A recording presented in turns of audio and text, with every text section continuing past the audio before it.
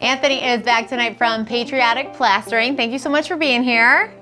Thanks for having me. Yeah, so tell me about, what you guys are doing at Patriotic Plastering. I know you want to talk about Venetian plaster. So what is Venetian plaster? It's just a specialty finish that most people compare to looking like concrete. Okay. So it's popular on fireplaces around this time of year. Seems like every year we get calls for people that want their fireplace refinished before Christmas. So They call you now? Yeah, for some reason it's always around approaching Christmas time. So what is it like to replace someone's fireplace with the Venetian plaster? How does that work?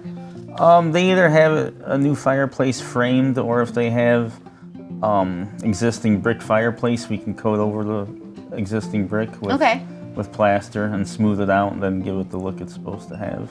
So is it all about the look, or is there some function involved too? It's more about the look. It's a design that people are going for. It's more up to date looking. So. How long has it been trending up to date? I want to say about 10 years. Okay, so this is an upgrade that somebody can do. Can it be done quickly? Does it take a long time? About a week. Okay. It takes about a week between drying times and everything. So it is something that if you do have a want in your life to get this done before Christmas, like, you gotta call now. Yeah, that's, yes. The sooner the better, so we've already had a couple calls for it, so. All right, so that's definitely something to put on your to-do list. Now tell me about how you guys restore historical plaster. So we get calls normally related to water damage, where people have these old houses and they have crown molding that's made out of plaster rather than wood. Mm-hmm. So there's not many people left that can restore that, and we actually do that. We build the molds out of plaster and install them and make it seamless, and it seems like regardless of how bad the damage looked, we can bring it back to original. So. That's pretty impressive. If someone wasn't able to do that, what would they have to do instead? I guess just tear their walls down and drywall it and not have the design they had before. Okay, so this is definitely... Yeah, it's pretty hard to find people, and you'd have to go to Chicago and there's just not enough of them that can do it. So. Sure, okay. Now, why do people hire you to plaster new homes?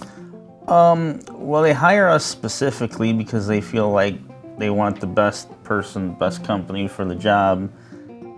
So that's why they hire us, but then they hire us specifically for plaster or drywall just because of the longevity of plaster in their house rather than drywalling it. So it's a lot harder to damage. Okay. Especially if you're moving furniture around, or we're done with our part and there's other tradesmen coming in. If it's drywall, the house is going to get dinged up and all kinds of touch-ups, and the plaster is just a lot more durable.